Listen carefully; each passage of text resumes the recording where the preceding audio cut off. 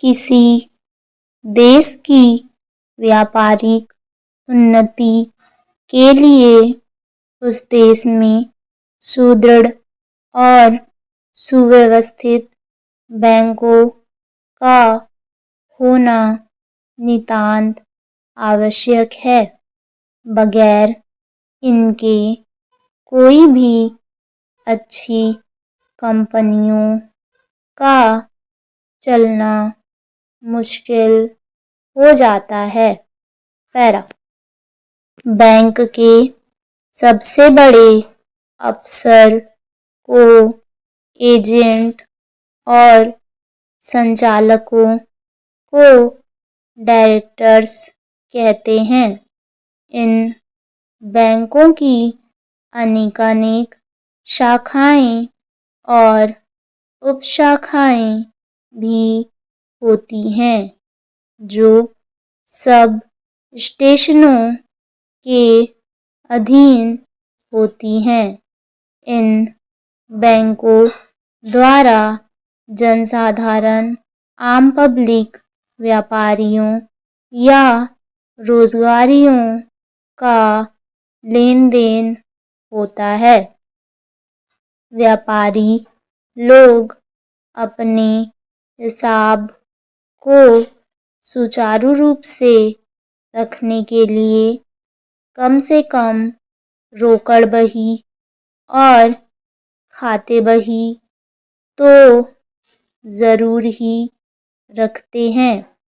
आंकड़ों को जोड़ घटा कर लाभ हानि का विवरण पत्र, जिसे बैलेंस शीट भी कहते हैं, तैयार करते हैं।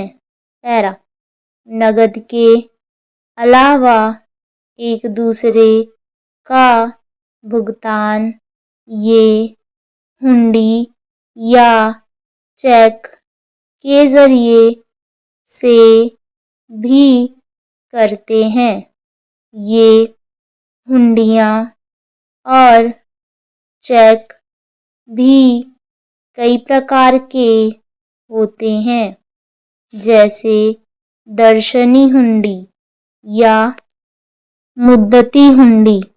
दर्शनी हुंडी जिसके ऊपर की जाती है उसको उस हुंडी के दिखाते ही भुगतान देना पड़ता है। इन हुंडी पुर्जों के काम से लेन देन में बड़ी सुविधा होती है, क्योंकि अक्सर रुपए को इधर उधर न भेजकर जमा खर्च से काम चल जाता है। इसी तरह चेक से लेन देन होता है। बैंक बेयर्स चेक को पाते ही ले जाने वाले को बगैर कोई पूछताछ किए ही रुपए दे देती है और सिर्फ उससे रुपया पाने का दस्तखत कराती है। ऑर्डर चेक का रुपया बगैर आदमी की ठीक शिनाख्त किए हुए नहीं देती। क्रॉस चेक का रुपया तो सिर्फ हिसाब में जमा कर लेती है पर देती नहीं। उस रुपए को निकालने के लिए आपको अपने नाम से दोबारा चेक काटना पड़ेगा। एक आदमी की काटी हुई चेक इंडोर्समेंट करके दूसरे के नाम की जा सकती है। पैरा। बैंक में अकाउंट कई तरह से रखे जाते हैं। कहीं सिंगल एंट्री सिस्टम से रखे जाते हैं, कहीं डबल एंट्री सिस्टम से। डबल एंट्री प्रणाली में समय तो कुछ अधिक लगता है, पर यह डबल एंट्री प्रणाली अधिक काम की होती है।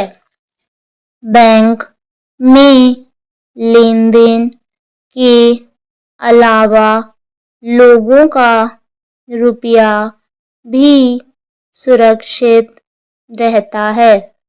इसके लिए लोग बैंक में अलग अलग अकाउंट खोलते हैं, जैसे saving bank account, current account, fixed deposit account आदि।